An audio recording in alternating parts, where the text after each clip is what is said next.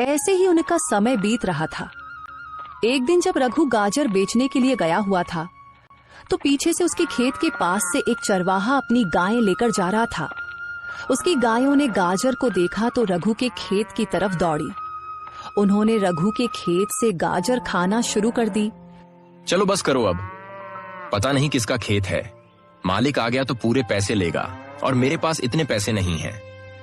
चलो भागो, अब घर जाकर खा लेना। चरवाहे ने गायों को रोकने की बहुत कोशिश की, लेकिन वे नहीं रुकी। उन्होंने थोड़ी ही देर में सारा खेत साफ कर दिया। चरवाहा जल्दी से अपनी गायें लेकर वहां से निकल गया। किसी की भी नजर उस पर नहीं पड़ी। रघु की कमाई का एकमात्र जरिया यही गाजरों का खेत था। वह भी अब तबाह हो गया और रघु को इस बात की कानों कान खबर नहीं थी। उधर रघु बहुत खुश था, दिल ही दिल में सोच रहा था, अब गाजर अच्छी बिक रही है। मैं कुछ ही दिनों में पैसे जमा करके अपनी बेटी को एक लाल रंग का प्यारा सा सूट ले दूंगा। बहुत समय हो गया है, मैंने कभी उसे नया सूट नहीं दिया क्योंकि और भी खर्चे बहुत होते हैं, लेकिन इस बार मैं पक्का उसे सूट ले दूंगा। ऐसे ही ख्यालों में रघु अपने घर चला जाता है। अगले दिन सुबह रघु अपनी टोकरी लेकर गाजर तोड़ने खेत गया, लेकिन जैसे ही उसने खेत देखा, खेत देखकर उसका दिल बैठ गया। ये क्या हुआ? सारी गाजरें कहाँ गईं? ये तो पूरा खेत खाली है। फिर उसने करीब जाकर देखा तो पता चला कि कोई सारी गाजरें खा चुका था। अब वह कौन है इसका रघु को पता नहीं था। रघु बहुत मायूस हुआ। रघु की आंखों में आंसू आ गए।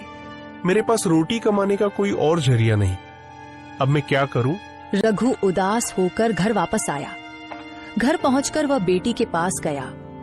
क्या हुआ पिताजी, आज आप गाजर बेचने नहीं गए? सब ठीक तो है?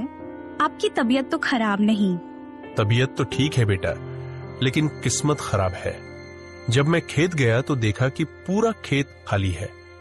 पता नहीं कौन मेरी सारी गाजरें खा चुका है। मैंने आसपास कुछ लोगों से भी पूछा, लेकिन किसी को भी इस बात का पता नहीं। अब मैं क्या करूं?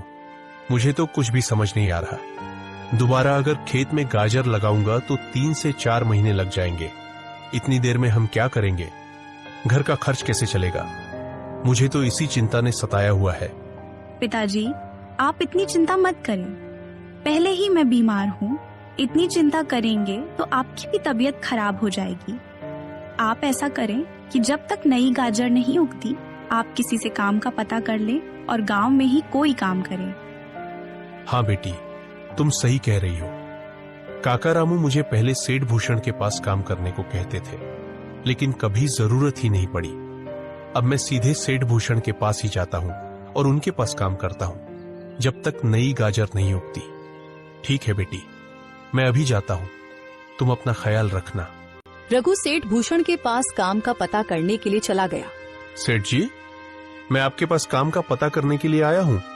मुझे कोई भी काम दे दीजिए, मैं मन लगाकर काम करूंगा।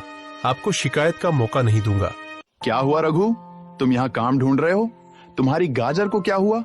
तुम तो गाजर बेचते थे ना, फिर अचानक आज यहाँ को क्या हुआ? सब ठीक तो है ना? रघु ने सारी बात सेठ भूषण को बता दी।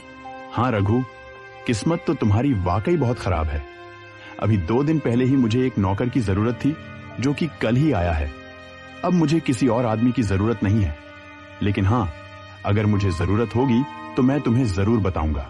सेठ जी, मैं बहुत उम्मीद लेकर आपके पास आया हूँ।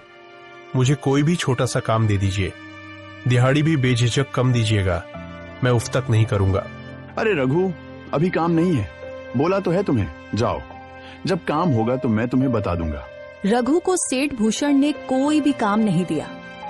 वह वापस घर की तरफ नहीं लौटता, बल्कि आगे पीछे गांव के कुछ लोगों से काम का पता करता रहा, लेकिन किसी के पास भी कोई काम नहीं मिला।